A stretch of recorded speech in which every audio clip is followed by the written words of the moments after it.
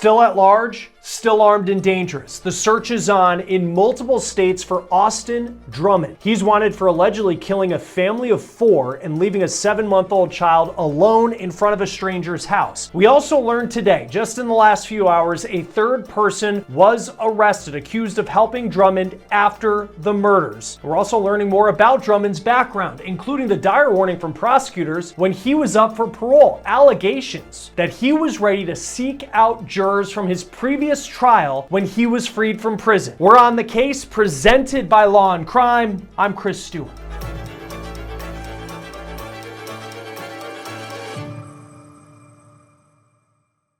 Right now, authorities in Tennessee are offering more than $17,000 for information that leads to the arrest of Austin Drummond. Here is the flyer put out by the U.S. Marshals who are looking for Drummond as we speak. He is on Tennessee's most wanted list. Now, we learned at the time that Drummond allegedly killed 4 people who were found in Lake County, Tennessee, that he was out on bond on a charge of attempted murder. That was related to an incident that happened while he was in prison. His Facebook shows that he just got out of prison in September of last year after serving more than a decade related to his conviction in a case where he held up a convenience store in Jackson, Tennessee, north of Memphis. Before I get into more about the warnings that are now very loud in hindsight about his behavior and just how dangerous he is, let's talk about this specific case and how we got to this point. On July 29th in Dyer County, Tennessee, police say they received a 911 call from a person who found a baby alive in their car seat, abandoned on the front of their home. The caller had never seen this baby before. They had no idea who they were. All of this happening on Tuesday around 3 o'clock in the afternoon. Then about 5 hours later, about 45 minutes north of where the baby was found in Lake County, Tennessee, this is around 8 o'clock at night, 4 bodies were found. They were allegedly murdered by this man, Austin Drummond. The bodies were of Courtney Rose, Matthew Wilson, Adriana Williams, and Braden Williams. Braden, who you see in the bottom right there, just 15 years old. He was the uncle of the baby found in the front yard. The parents of that baby who was found in the front yard, they are also dead. Matthew Wilson and Adriana Williams. Courtney Rose was the maternal grandmother of that child. Drummond is the person who police say is responsible. Investigators say they have warrants charging him with 4 counts of first-degree murder and 1 count of aggravated kidnapping. Also, he's facing 4 counts of possession of a firearm and 1 count of possession of a firearm during the commission of a dangerous felony. Police are not saying what the official causes of death are at this point, but we do want to note that there are firearms charges that Drummond is facing in relation to this. Now, police have not given us the timeline either of when they say they believe these crimes happened. In a news conference on Friday, though, Tennessee investigators did say that leaving the baby on the front lawn of a home was seen as, in their words, a sign of compassion, allegedly by Drummond, after the murders of that family of 4. So we do believe that these 4 murders took place.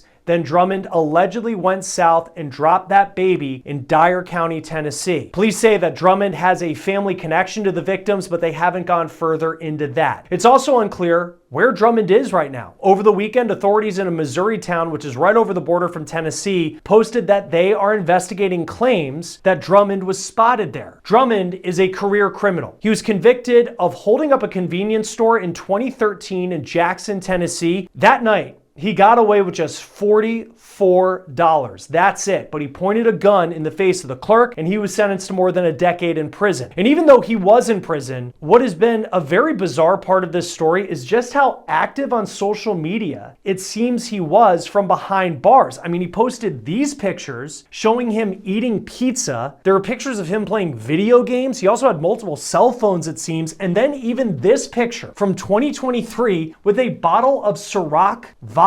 On social media in September of last year, he posted that he was out, but don't let that smile fool you. His legal issues were still piling up. He's facing a charge of attempted murder right now related to an incident that happened in prison, and he was released on bond. In 2020, in response to Drummond being up for parole then, the district attorney for the 26th District of Tennessee wrote that Drummond had 25 disciplinary actions against him while in prison, including refusing orders, drug possession, defiance, and being in possession of a deadly weapon, all from behind bars. She also writes that after his conviction, Drummond told his dad in a phone call that he would target jurors and the victim in his robbery case, saying, quote, "They are going to regret it," and quote, "I'll be out one day." Now he is on the run, but it is unclear why he allegedly targeted the victims in this quadruple murder. Another key part of that letter against releasing Drummond on parole is what it says about his gang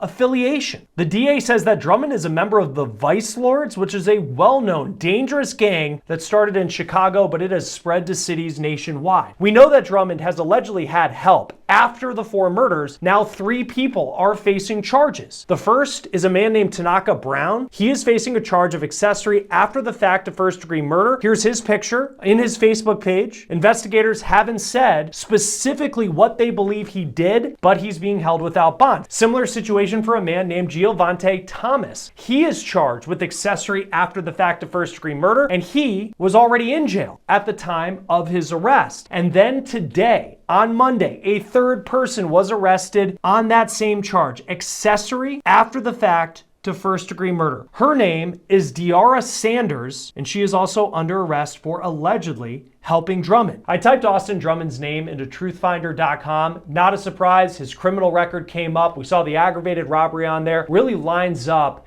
with the court records that we've pulled, seeing that he is truly a career criminal. At Law&Crime, we partner with Truthfinder, and we use it to get details on the people involved in our stories. But hey, even if you don't work in true crime like us, it can be a great resource to give you some peace of mind, as it is one of the largest public record search services in the United States.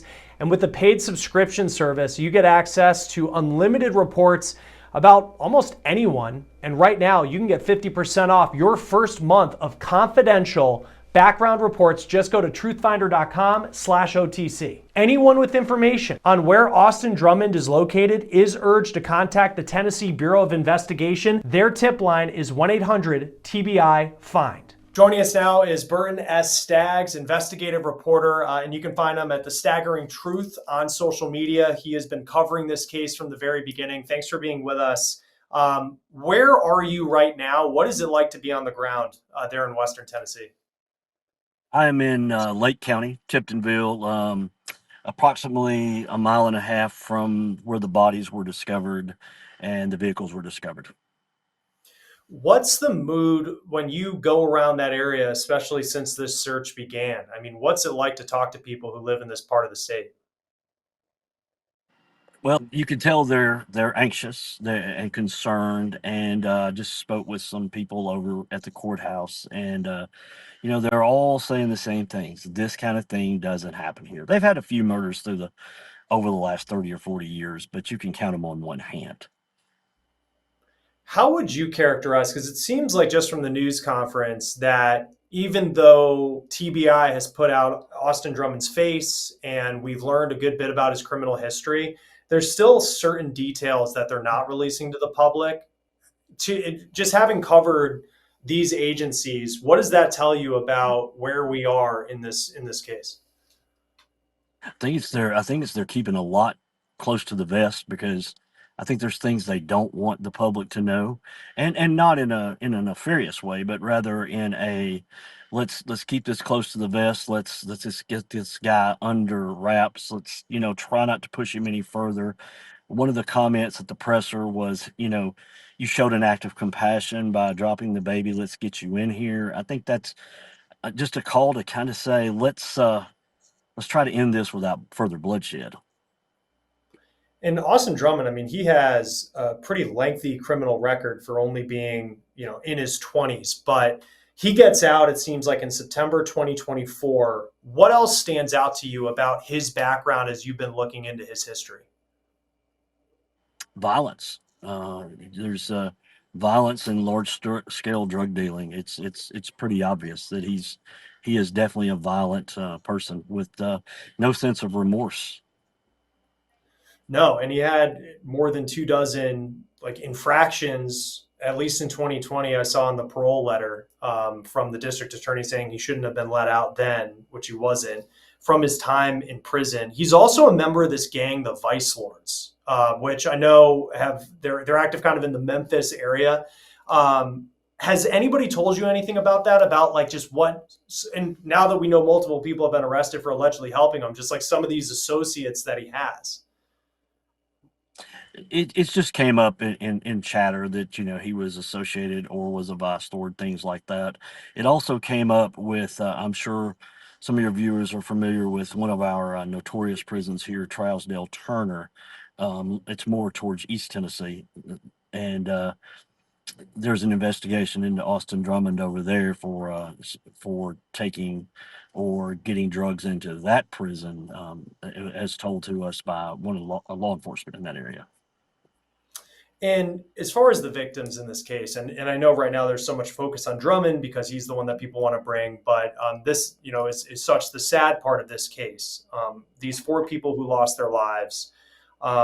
What has stood out to you about them, who they were, just from speaking with people who knew them? Um, what stands out is it's a tragedy. There's no way around it.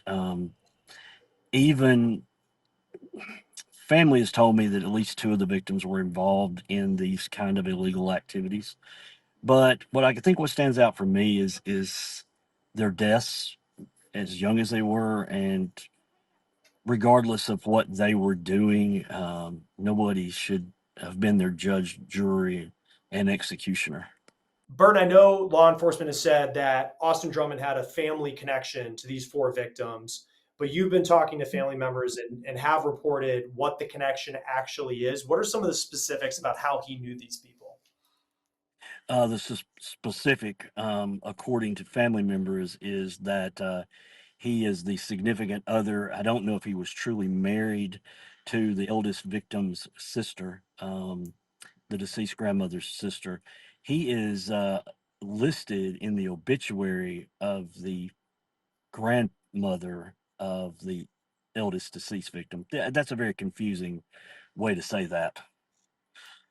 Right. Well, 'cause I think like part of this story too is because the maternal grandmother in this case, she's only 38 years old. And so Yes. that's something Yes. where, and that's just kind of something as we're trying to piece together. I remember the first time I read this story, and this was before Austin Drummond was part of it, and we're trying to figure out what Hmm. happened. It was difficult to like kind of piece together everything from the family Right. members. I mean, what since they somewhat knew Austin Drummond, um, and yeah, he spent time, a good amount of time behind bars. But like, what did they Right. say about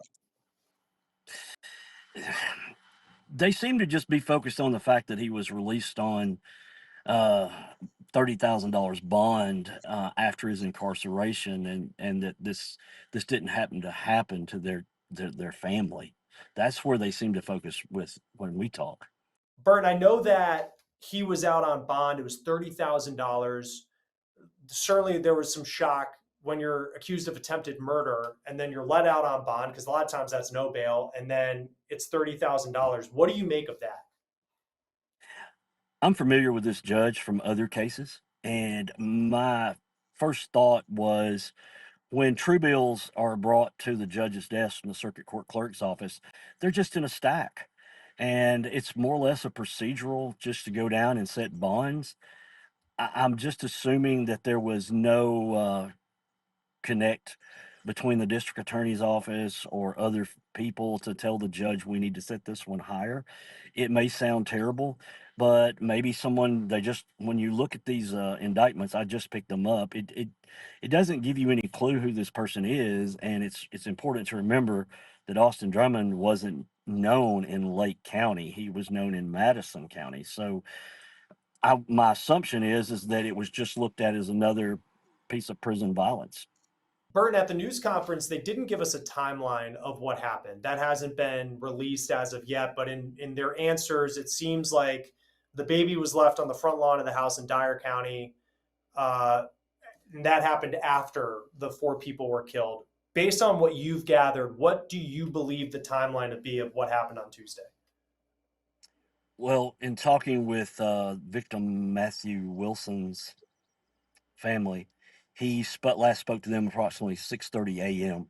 and they've told me he really enjoyed his job. He was going to go get his wife and child and then take a nap to go back to work at I believe it was a steel mill, and they didn't hear from him. So they started looking for them, and nobody could find any of the victims. So there was a concern growing, and when the child was found, it it pretty much gave them their worst fears that something had happened.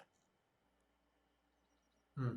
And for you, just being in Lake County, for people who have never been to Lake County or that part of Tennessee, like how would you characterize and describe that area to people who haven't been there but are now hearing about it for the first time? Lake County is rural. It's extremely rural. It looks to be an agricultural center. It's cornfields, cotton, things like that. But the most significant feature that most people would think about when they think about here is the Reelfoot Lake and its proximity to the Mississippi River. And how does that compare? I know there's a lot of talk now about Jackson, Tennessee, which is where a lot of the search has taken place. What is that community like? Oh, it's completely a 180. That's completely an urban center, one of the largest cities in Tennessee. And that's where Austin Drummond, it appears that he lived. I'm not saying her name on camera because she hasn't been named by law enforcement, but there's been a lot of Mhm. chatter about his significant other, a Yes. woman who was seen on social media. And if she's named in connection to anything, then I'll start saying her name, but just to not kind of add to that. And I know you were talking about that on your Facebook page as well. What do we know Mhm. about her? Just basically what we know about her is she is the sister to the eldest deceased woman, the grandmother of the child. That's pretty much what we know about her. And do we know anything more about his family? I know he had some, the DA talked about like, and he's in pictures on Facebook with what appears to be like a father figure, but is there any idea of whether they're cooperating? Uh, from all aspects, they seem to be completely cooperative. The TBI and other agents stopped at their house. I was told that are cooperating fully, that they gave access to their phones. Apparently, the phones are all on one bill.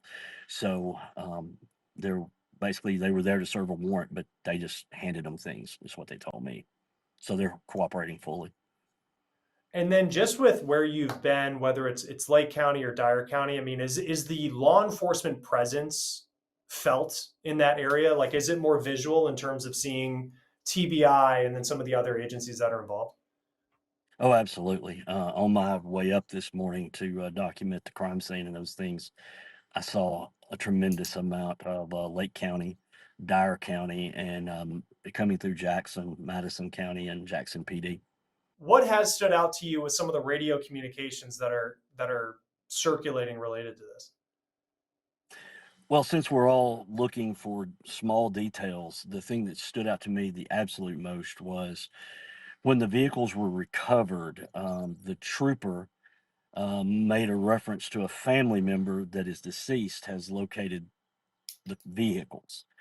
That leads us to believe that in the midst of this entire search for missing individuals, somebody in the family knew to go to a very remote location that only somebody familiar with what was going on inside that family dynamic would go to.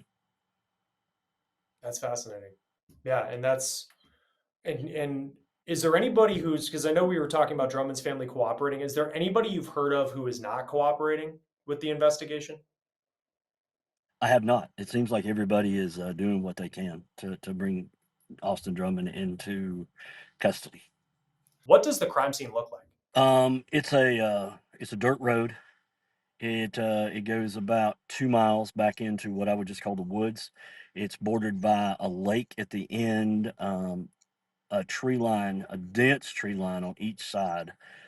About a mile down the road, there is a what I would call a pull off or a place to maybe put a boat in. The vehicles were located there. and the bodies were located a short distance away, or I'm told. So they weren't in the car at I, the time I'm, they were. I am told they were not. Or not. Okay. Well, Burton Staggs, thank you. I know it's been a busy couple of days for you, and continues to be covering this story. Thank you for joining us on Law and Crime. We appreciate it.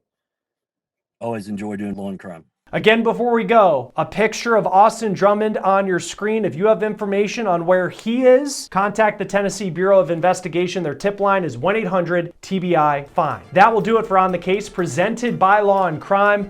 I'm Chris Stewart. Subscribe to us on YouTube and Spotify. We'll see you next time.